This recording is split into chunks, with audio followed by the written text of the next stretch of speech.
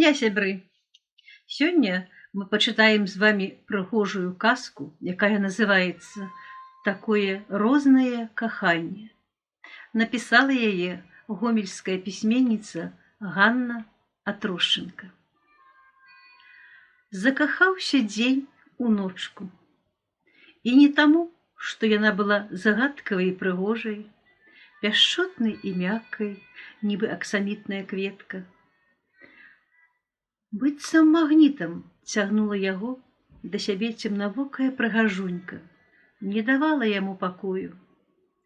Асабліва ўпадабаў дзень густыя, як жыта, доўгія косы ручаіны, бяздонныя чорныя вочы, якія адлюстроўвалі агністы зорапад.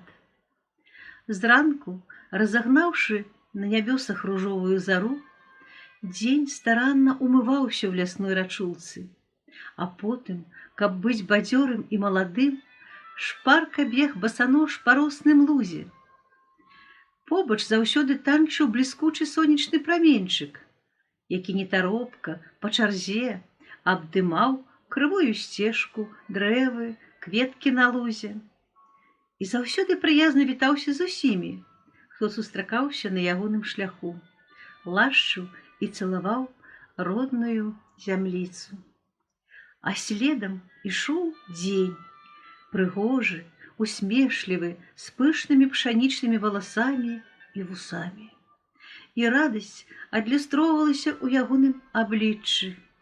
І таму, што зноўку ў канцы дарогі пабачыў сляды сваёй каханай, ночкі.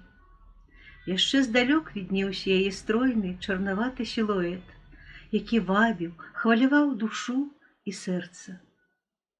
А ночка, гарэзлівая, як дзяўчынка, крышачку заспаная, павіталася з ім шэранькай хусцінкай і, быццам птушыным крылом, памахала на развітанне, ды і паляцела на другі кантынент, а з ёй пацягнуўся цёмны шлейф, на якім весела скакалі месячык і зіхоткія зорачкі.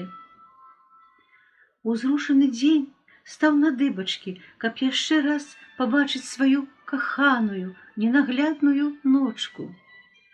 Але затрымаць яе хоць на адну хвілінку зноўку не змог. Ночка, набіраючы тэмп, знікла за далёкай вяршыняй. Вось так прыгожа і рамантычна. Дзякую вам, узаемнага вам кахання. Да новых сустрэч!